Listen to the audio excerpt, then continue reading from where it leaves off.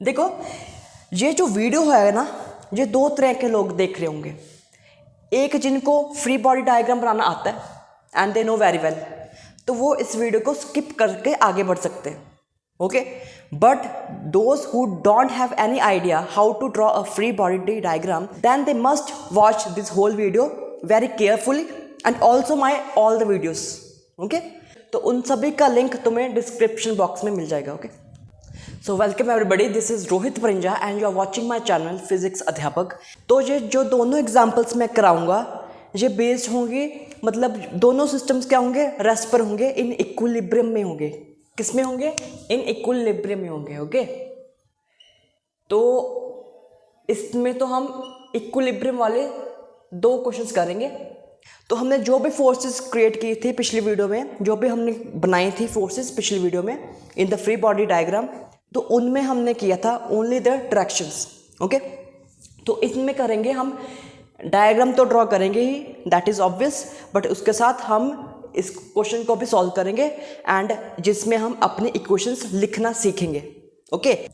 तो जो cases equilibrium में हैं वो इसलिए लिए हैं ताकि तुम्हारे जो प्रैक्टिस है एफबीटी के साथ वो अच्छी तरह से हो जाए and later on when the system will accelerate we will do in the later parts of the, मतलब इज दिस सीरीज। तो ये है पहला हमारा क्वेश्चन, इसको सॉल्व करना है। तो हमारा टारगेट है इसको सॉल्व करना।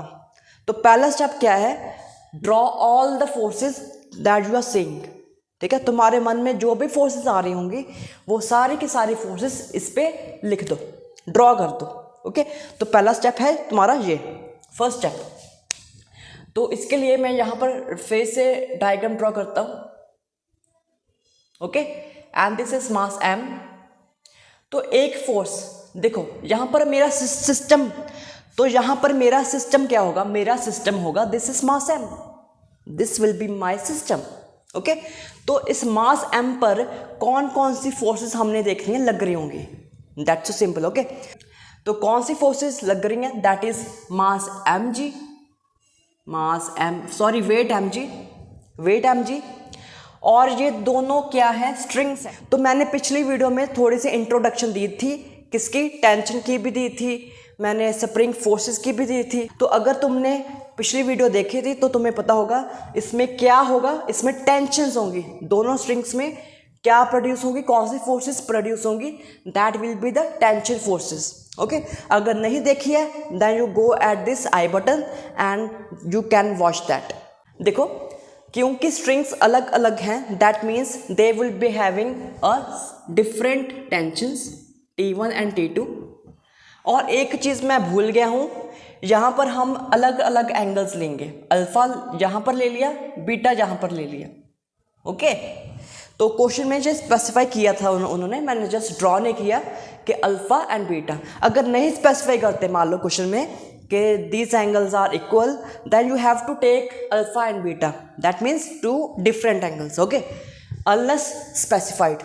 जब specify कर दिया हो then you can draw, मतलब equal अगर बता दिया गया हो क्वेश्चन में, you can draw theta and theta और alpha and alpha, okay। तो देखो, तो इसमें अल्फा एंगल है, बीटा एंगल है। अब देखो, और इन तीनों के अलावा दैट मीन्स T1 T2 तो हमारी दो टेंशन्स होंगी अलग अलग, और mg वेट हो गया। तो इन तीनों फोर्सेस के अलावा तुम्हें कोई नज़र आ रही है फोर्स, ठीक है, नहीं आ रही होगी। तुम सोचोगे नॉर्मल डायरेक्शन आ सकेगा, तो जो जिनको नहीं आता वो मतलब सीख रहे हैं और उनमें कुछ डाउट्स आएंगे कि नॉर्मल डायरेक्शन क्यों नहीं होगा।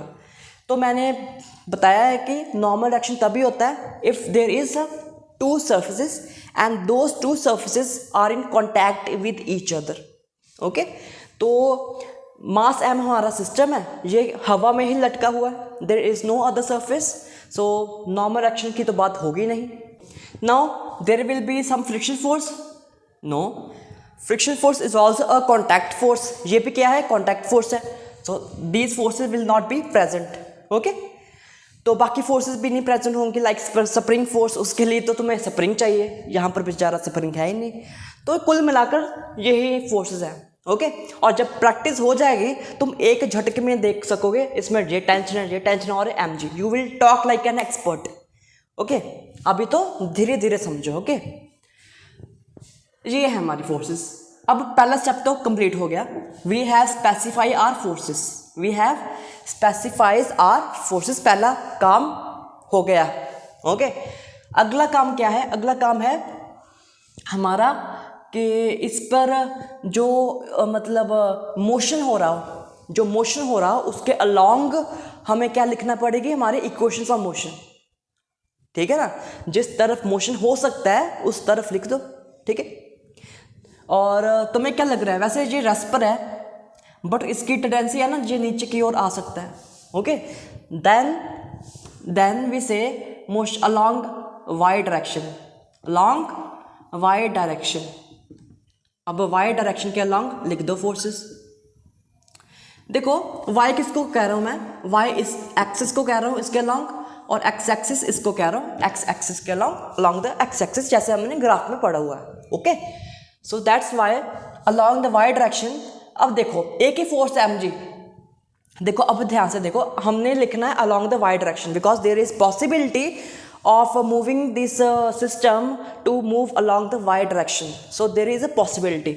but अगर हम इसको ध्यान से देखें ना तो एक ही डायरेक्शन में फोर्स है, दैट इज mg। तो उस नज़रिए से what we should realize that हमारा सिस्टम क्या किधर की ओर होना चाहिए? हमारा सिस्टम होना चाहिए बेचारा वेट अ मिनट। ओके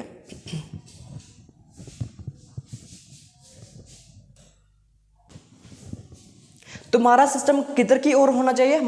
हमारा सिस्टम तुम्हारा सिस्टम किधर की ओर मूव करना चाहिए? हमारा सिस्टम mg के मतलब नीचे, मतलब इस डायरेक्शन में, in the downward direction move करना चाहिए because there is only one force. But we say the system is in our equilibrium, वो रेस्ट पर है, वो रेस्ट पर है। ठीक है ना, तो कैसे नहीं मूव कर रहा है ये? ठीक है, so there must be some other force that must be opposite to the mg, but हमें दिख नहीं रही। यही तो चक्कर है बाबू, यही तो चक्कर है। चक्कर क्या है कि ऊपर कोई फोर्स नजर नहीं आ रही। तो अगर ऊपर कोई फोर्स नजर नहीं आएगी then we what we will do nothing. All हमें पता है इज T2 T1 और mg के अलावा कोई भी और फोर्सेस नहीं एक्सर्ट हो सकती। ओके तो और फोर्सेस तो हम बना नहीं सकते, तो हम एक और काम करते हैं that is resolution of vectors, that is resolution of vectors. तो मैं ऐसे लिखता हूँ, मैं यहाँ पर पहला स्टेप तुम्हें लिख देता हूँ दैट हाउ टू मतलब solve any mechanics problem. First of all you need to draw a FBD, okay, include all type of forces that you may think. Okay इसके बाद मतलब resolve the forces if needed, resolve the forces only if needed, जैसे यहाँ पर हमें ज़रूरत पड़ेगी। हाँ बिकॉज हमें पता है that if system is not moving that there must be an force that must be opposite to the mg। तो हम क्या करेंगे, इन दोनों फोर्सेस को वाई जिस अलोंग, अगर मैं एक्स एक्सिस के अलोंग स्टडी करूँ मोशन को तो मैं एक्सिस के अलोंग तोड़ने की कोशिश करूँगा। तो अगर मैं वाई डायरेक्शन की ओर स्टडी करना चाहता हूँ then I must split my components in along the y direction. वैसे कोई भी रेजोल्यूशन अगर हम करते हैं, रेजोल्यूशन ऑफ वेक्टर्स करते हैं, then what happens, we resolve only along the y axis and along the x axis. Okay but this is not true.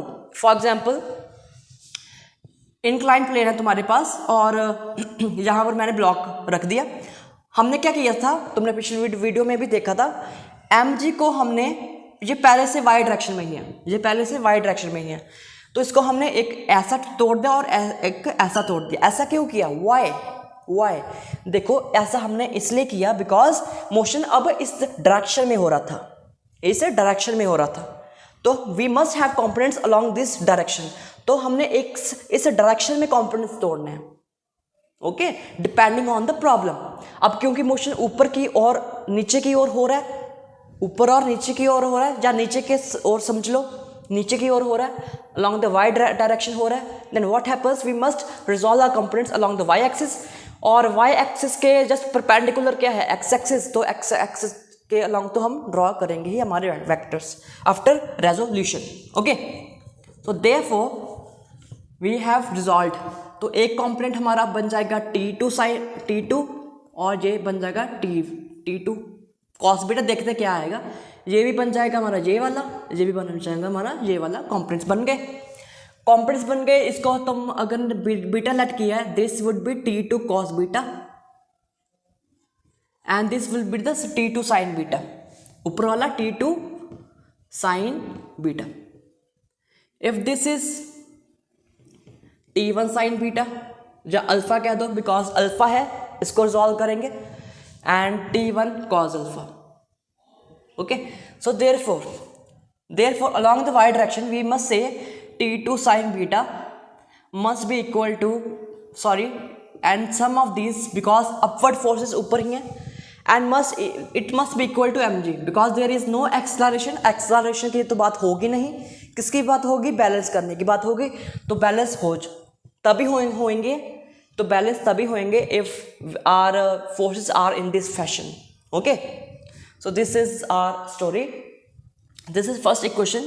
Now we can also write along x direction because तुम forces को देख रहे हो। Then what is the third step? Write the equations. Write equations along I would say along motion. Okay, along motion. Okay, motion के along तो हमने लिख दिया। This is the third step. और ऑल्सो जिस तरफ तुम्हें लग रहा है कि मोशन हो नहीं सकता उस तरफ भी बैलेंस कर लो। And balance along which motion is absent is not happened। Okay, और बैलेंस फोर्सेस करो। जैसे मान लो अगर ये एक्सलरेट होती तो मैं यहाँ पर लिखूंगा minus m g is equal to m a. Minus m g is equal to m a, क्योंकि तब मोशन नीचे की तरफ होता या ऊपर की तरफ होता। वैसे नीचे की तरफ ही होना था, ठीक है। तब मैं लिखता T2 sine beta plus T1 sine alpha minus m g is equal to m a. अब देखो इसमें कोई साइडवेज मूवमेंट हो नहीं रहा, that must satisfy this condition T2 cos beta is equal to T1 cos alpha। Okay, this is second. Okay, और कोई force मुझे नजर नहीं आ रही है।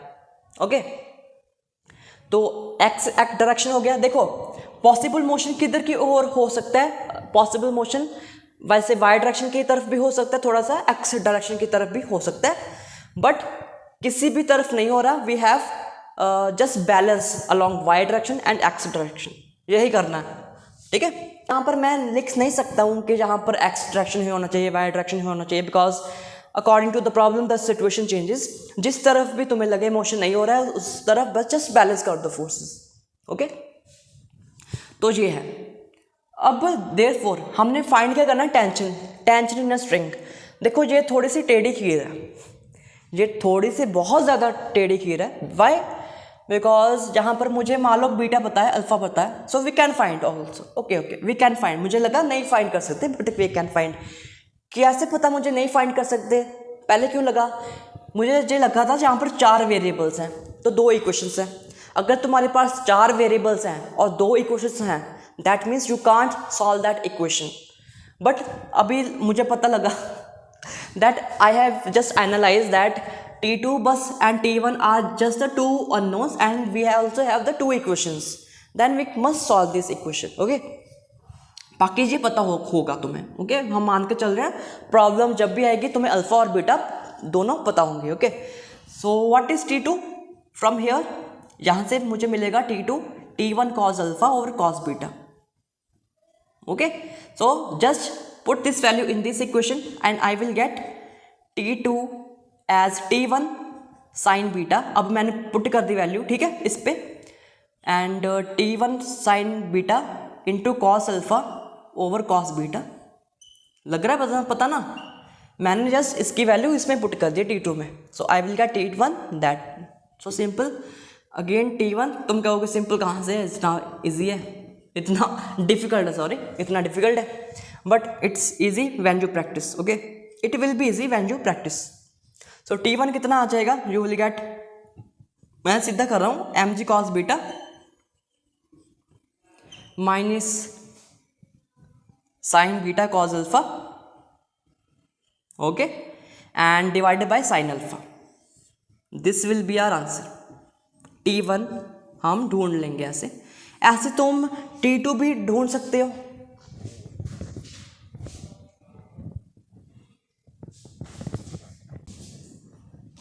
तो ऐसे तुम T2 भी ढूंढ सकते हो ना। तो T2 कितना आ जाएगा, T2 विल बी, यहाँ से पुट कर दो value and you will get T2 is equal to, and now we will solve this question, okay. तो जो पिछला क्वेश्चन था ना, उसके आगे तुम T2 तो निकाल ही लोगे, और एक और करना कोशिश कि जब तुम्हारे एंगल्स अल्फा और बीटा होंगे ना, ठीक है, उसको इक्वल मान लो, ठीक है, और उसका मतलब आंसर निकालने की कोशिश करना तब, ठीक है, और उन दोनों एंगल्स को तुम थीटा मान लो।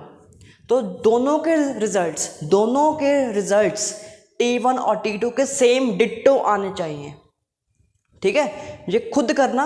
And if T1 is equal to T2 then your answer is correct, okay. जो भी हमने T1 जो निकाला था और T2 जो तुम भी निकालोगे और T2 जो तुम भी निकालोगे, वो मतलब करेक्ट एक्सप्रेशन माने जाएंगे।